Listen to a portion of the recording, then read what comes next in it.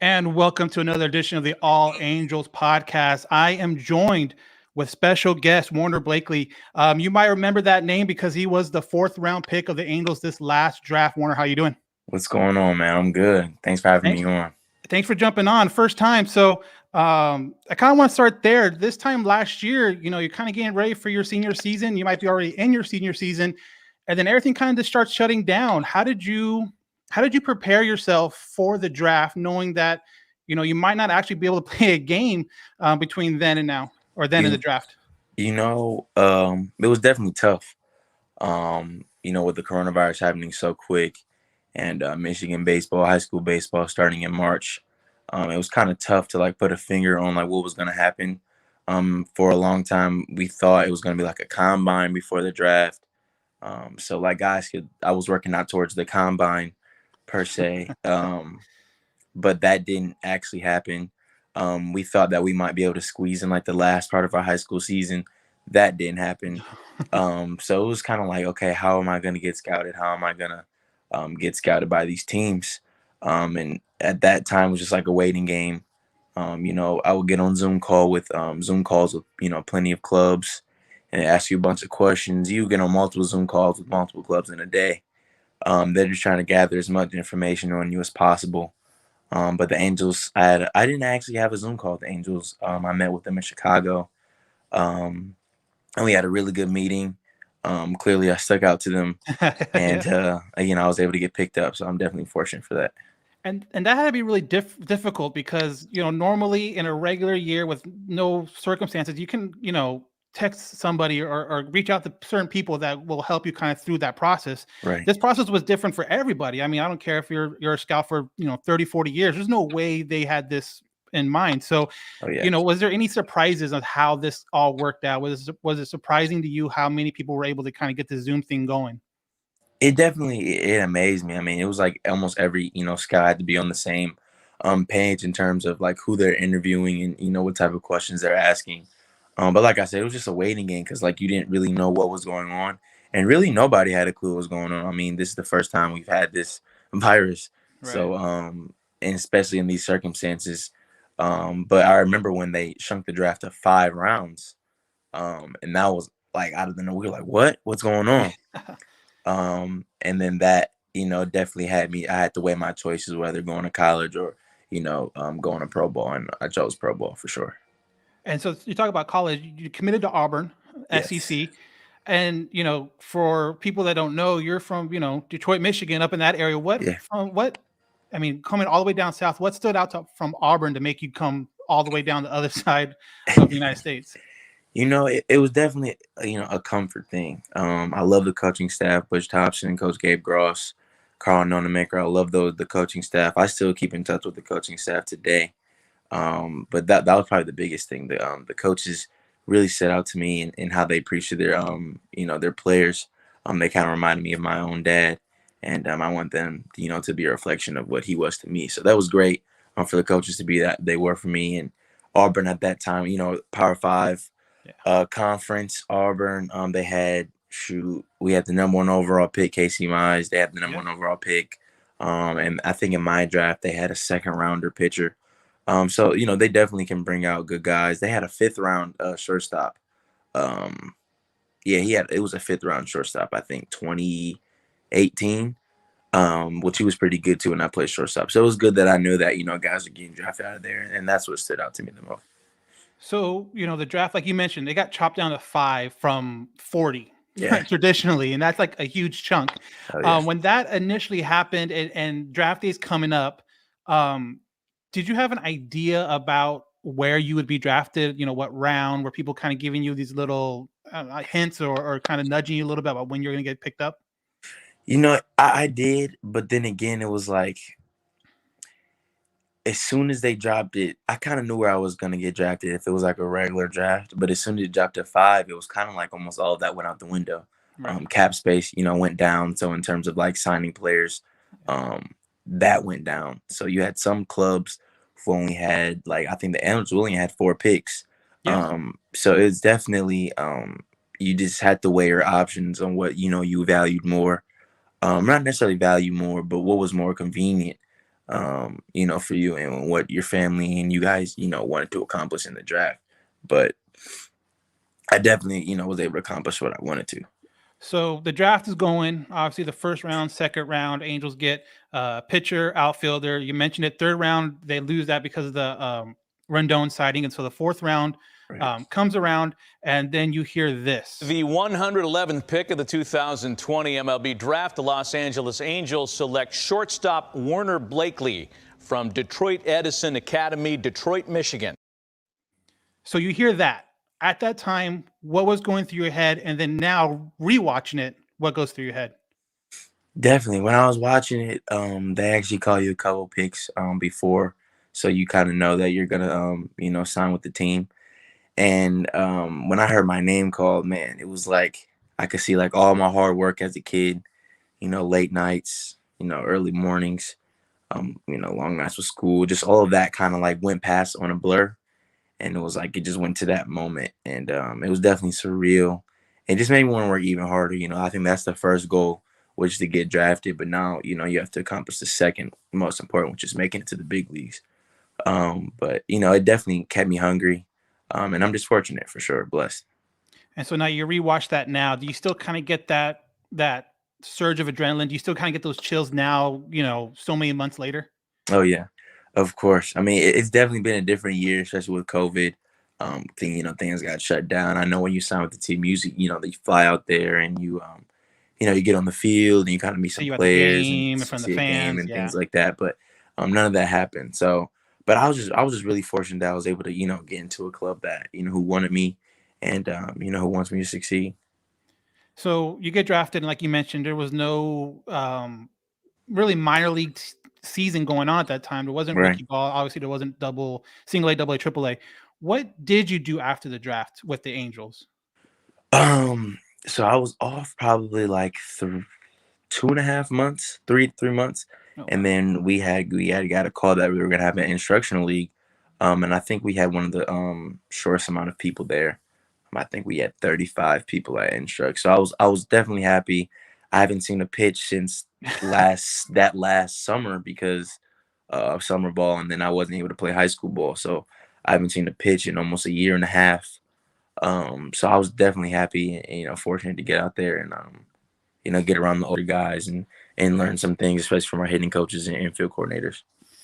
So it's funny you bring up instructionals. I posted this interview that we're doing this interview on our Halo Haven page, and Bo Martino, I believe you know who that is. Yeah. He told me to ask you. I'll ask him. This is straight quote. Ask him about him balls into a bucket during instructs. He goes, "Ha ha, Brick City." So I mean, I don't know. Is that true? What is he misremembering, or like what's going on? Nah. You win instructs. You rotate games and the games you play. Just that everybody can get reps and things like that. So I was getting the balls and the foul balls, and I would get them and I would shoot them in the bucket, and I don't think I made one that whole instructs. And how is, I mean, these are the guys now that are in your instructs that have been, some might be drafted with you. Some guys are just younger guys in general. How is that kind of everyone coming from different parts of the world, even into one thing? You guys all have a common goal for the common team. How is that kind of relationship building?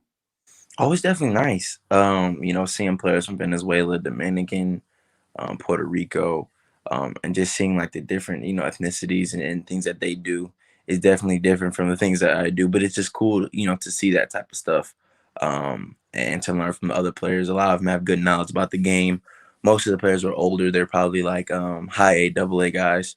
So I was definitely, able to learn to see what they do, like their hitting routines, and just basically to, just to listen and learn from those older guys. I didn't really do a lot of talking. I just kind of sit back and observe just to, get my feet wet and see how things worked out. But it was definitely cool. And you talk about reaching out to some guys and talking to some guys and learning stuff. And then someone asked a question here on our YouTube page, asked if have you talked to any of the other infielders like Paris, Jeremiah Jackson. You see Brandon Marsh and Joe Adele kind of build that relationship as outfielders as they go through the system. And I guess you guys are kind of that next group behind them. Have you ever talked to them or reached out to them at all? Yeah. So I was really cool with Kyron Paris, Jeremiah Jackson, Deshaun Knowles. Those are pretty much the guys that I hung around, especially outside of instruction when we went back to our room. I mean, and they're good, great group of guys. They work hard, and I was able to, learn some things from them too. Jeremiah Jackson had a really good year last year. And just to pick his brain to see what he thought in the box and some of the routines and stuff that he did, it was great. Same thing with Kyron. He didn't really I don't think he wasn't able to play, but he had a really good, I think he had an invite to the extended roster. Okay, So I think he did pretty good there too. So he was just, them giving me just a lot of good information and things that what they've learned, what they've picked up from pictures and things like that is always helpful for sure. So something we also like to do on this podcast, especially with guys that are on for the first time, is kind of Right. get to know them a little better, get them, kind of away from the ball field, because everyone will see you play ball, everyone will see you on the field, but kind of get a better picture of you overall. So one of the first things I want to know is, obviously, like I mentioned before, you grew up in Michigan, grew up in Detroit, Michigan. What was your favorite team growing up? What sport? We're talking Okay, what so let's sport? go baseball first. Let's go Baseball. baseball. I'm a hometown guy, so I was Okay, a Tigers fan, Lions fan, Pistons fan. right. Everything Detroit for sure. And so that kind of brings up another point too. Did you play multiple sports in high school? I didn't play multiple sports in high school. I only played baseball in high school, but I played football. I stopped playing football 8th grade year. I ran track, went to the Junior Olympics in track at 12. Oh, yeah. So yeah, I played other sports, but settled down to just baseball in high school. So this would probably lead into a really easy question. What I like to ask other guys too is that if you could pick being a pro in any other sport, obviously other than baseball, what sport would that be? It'll probably be football. Yeah. It definitely probably be football. I was lucky enough to have a dad who was like in my opinion, a football guru. He's able to. I mean, it's just a lot of things in football that he knows. Right. He's been a coach in college, high school. I mean, all levels pretty much, and definitely with his help and with my work ethic, I definitely feel like I definitely be in the league for NFL. And that's awesome. Like I'm kind of the same way. I coach high school ball right after I graduated. So I love both sports. But you mentioned he was college coach. How was he when you decided to kind of do like baseball? Because obviously the work stuff off the field, the weight room, all that stuff, it's kind of translates to both of them. But Right. your technique when it comes to hitting, or your technique when taking a ground ball, you can't really help that unless you played at a serious Right. level. How do you take being supportive in that kind of a role? My dad, he wasn't like probably like other fathers. Like he didn't really, he definitely pushed me, but he just really wanted, me and my brother, my sister. My sister plays volleyball at Eastern Michigan, and my brother played baseball at Michigan for a while too. Um, he just always teach like just to work hard at anything we do. And so in terms of baseball, I asked him like, look, Dad, I want to play the highest level of baseball. What do I have to do? And he told me those things. And I think where most parents go wrong is that they're like, man, why is my kid, doing push-ups at night, or why is my kid wanting to go to the cage? And it's like, well, pretty much your son doesn't, want to be at the highest level. And it's like you can't really get mad at that because they just have to find out what they want to do in their life. But I wanted to be good at baseball, so I made sure that I did those things. And like my dad never had to tell me, you want to go hit. And it was always me asking him. It was always me asking, let's go to the gym, let's go work out. And that helped tremendously. Another thing, he also teaches like being like a student of the game. So like getting ground balls and hitting is one side of the game, but like going into like the classroom and like breaking down like base running and Right. stuff that pitchers do and what to look for in the batter's box and just having like good overall IQ of the game, knowing the game, that helped me as well too, for sure. Yeah, and especially coming from a football coach, I Yeah. can speak from it. You live in that film room, between Oh games, so yeah. that makes complete sense.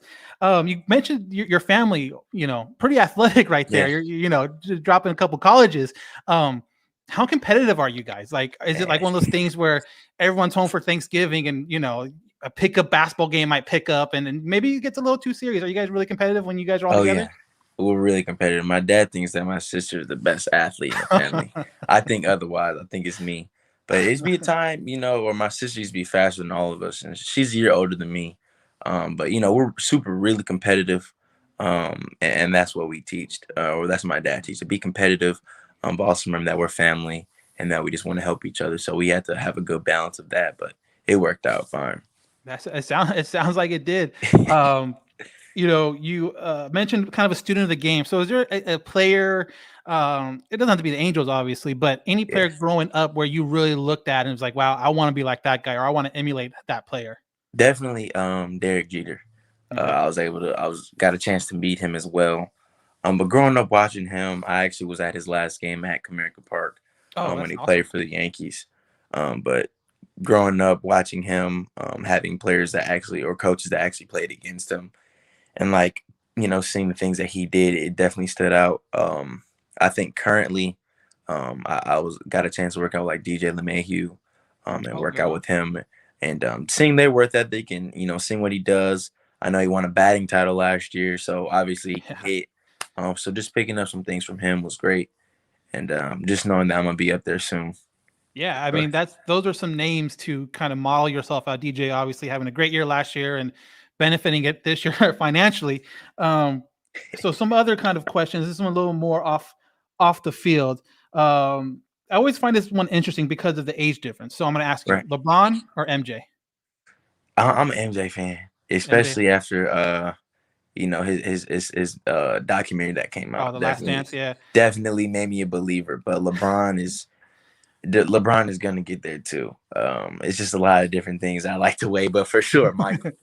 And I just wasn't sure because, like you mentioned, you're a Detroit fan. Detroit and MJ Yeah, kind of had a thing going on, so I don't know, if that played into it. But yeah, definitely one of those things. I don't think you can go wrong when you pick either one. oh yeah. Fast food or favorite food, I should say, not fast food, but favorite food. When you need something good to eat and maybe you're in some kind of mood, what kind of food do you go for? I'll probably go Chinese food. I'll probably go Okay. sweet and sour chicken, chicken fried rice. That's definitely my go-to favorite food for sure. Now, what do you do like in your free time as far as when you're trying to get away from the game and or just kind of get away and just relax and unwind? Are you a video game guy? Are you a book guy? Are you a TV guy? What do you do? I like hanging around my friends. I was able Okay. to have a wide variety of friends with different backgrounds, and we're able to relate on a lot of different things. So I'll really just go hang out with my friends. Shout out Dre, shout out Aries, and I like to hang with my girlfriend as well. Shout out Sully too. But yeah, it's just having connections in Michigan. There's plenty of stuff to do. I mean, without COVID and stuff, there's a lot of stuff to do. So we're able to get out and have fun. So definitely being around people for sure. People guy.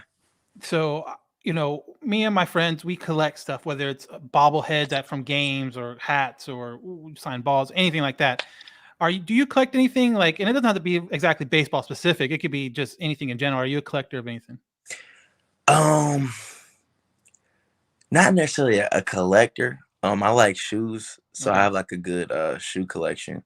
Um, but in terms of like collecting like collectibles, I used to be into collecting basketball cards when I was younger. I used to Okay. have a book. It used to be full of basketball cards. Me and my brother shared it, but in terms of collecting things, nothing really. What's your favorite shoe that you have? Ooh, I got a bunch of Jordan ones. Okay. I like Jordan ones. I like the Off White series too. Off White, pretty much anything. I like those shoes too. Air Maxes, Air Force Ones. I mean, it's a lot of different shoes, but definitely my go-to would be Jordan 1. And you're starting to see a lot more of those Jordans like Oh converted into yeah, cleats. Is there a chance we're going to see you out there with a pair one day? definitely, Yeah. definitely. Jordan is definitely they're making their way up in the brand. Well, they already up there. There's a lot Yeah. of players. Mookie Betts. I know we just signed Dexter Fowler too. I know he's a Jordan guy too. CC Um, Sabathia was wearing them CC too Sabathia, before he Jeter retired. Ward, Yeah. Jordan too. So Yeah. definitely good players wearing Jordan. So walk up music or just music in general. What are your music tastes? And with this season coming up, hopefully we can see you at a minor league game and with the walk up music, what are you thinking? That's a good question. I haven't really thought about walk-up songs. I definitely like a lot of the mainstream rappers. You got Lil Baby, Gunna, but there's also rappers in Detroit, Detroit rappers that I listen to, and they're probably one of most of my favorite rappers, Babyface Ray. So those a lot of like just some Detroit rappers And I'm gonna try and see if I can get one of those Detroit rappers on my Walkup song for There sure. you go. There you Oh go. yeah, You gotta represent where you're from, no gotta matter where you're represent the at. D, Exactly, man. especially. Oh yeah, And especially too with you kind of mentioned before with Detroit, this Michigan high school baseball starting so much later, you don't get a lot yeah, of like influx. It's not California, it's not Texas, it's not not at all. Florida where it's like sunny most of the year. You guys have weather up there, so Oh you yeah, don't get a bunch of influx of those kind of guys. So you got to represent when you do make it. Um, oh yeah. I totally lost my train of thought. But what else is there that you are looking forward to? Like obviously the draft is a huge thing. Yeah. Going to Instructs and kind of meeting your coach, that's a huge thing. What's like the next big step for you that you're really looking forward to? I'm really looking forward to like just getting in the flow of things. I think it's just been like an awkward year and everything's kind of been breaking off. Like usually guys got to feel like when they're going to go to spring training. Right now, we don't know. It's kind of like up in the air, with things changing with COVID. So I just kind of, I just can't wait to like get my first season under my belt, and kind of knowing like what I have to improve on, what I have to, do to make it to the next level. But definitely the biggest thing is just getting to the flow of things, like, making sure I'm able to get into the facility and, Right. get my reps in without, having to worry about COVID, protocol or anything. So we got another question here. I'm gonna pull it up and hopefully you can see it. And it says, "Why do people call you RJ or JR? Sorry, why do people call you JR?" I think he means why do people call me Junior? Junior. Yeah. I don't know. My dad's name is Werner Blakely, but we don't have the same middle name. So it's not a junior, but people I'm still technically kind of not. I'm not a junior, but right. some people still call me junior. But I am the second. So Okay. when I get to the big leagues, I might You probably have the Werner Blakely, and I have like the 2 okay. on the back for sure. So baseball players are known for superstitions. Do you have any? Did you have any in high school? Obviously, you haven't been to like an actual game yet Yeah. professionally, but did you have any like in high school or even like just growing up? I wasn't a huge superstition guy. I just one of the biggest things I just like to do is like just prepare like for the game. Like I felt like if I had a good off season and I was able to prepare the right way, that I was gonna have a good game. So I don't have any superstitions that might grow on me, probably when I get my feet wet and start moving up through the levels. But as of right now, no superstitions. All right, Werner, I want to thank you for jumping on with me. It's been a lot of fun. I'm glad we're able to connect and make this happen. We're really looking forward to you seeing you work your way through the system. Hopefully there's minor league baseball. We're, from where we are and where we're kind of based at, we're, like 15, 20 minutes away from the single A team. So we'll definitely be looking forward to seeing you out there and hopefully, like I mentioned, just continue to grow through the system and as a baseball player. So I want to thank you again for taking out some time. Yeah, no problem, man. I appreciate it.